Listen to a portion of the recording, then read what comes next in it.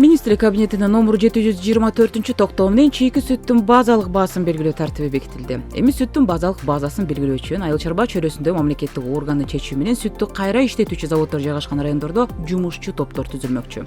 Ал жумушчу топтун курамында агрардык өнүктүрүү башкармалыгынын, жергиликтүү бийликтин, айыл өкмөттүн, ветеринардык кызматтын, санитардык эпидемиологиялык көзөмөл кызматынын, сүт чогулткан ишканалардын жана сүт өндүрүүчүлөрдүн өкүлдөрү кирет. Бул топ аймактык өзгөчөлүктөрдү эске алуу менен жайкы жана кышкы мезгилдерге чийки сүттүн базалык базасынын деңгээлин аныктоо үчүн жылына 2 жолудан кем эмес чогулуп турат. Айтмакчы, буга чейин Айыл чарба министрлиги сүттүн майлуулук курамына жараша аны баалоонун тарифтик таблицасын сунуштаган болчу.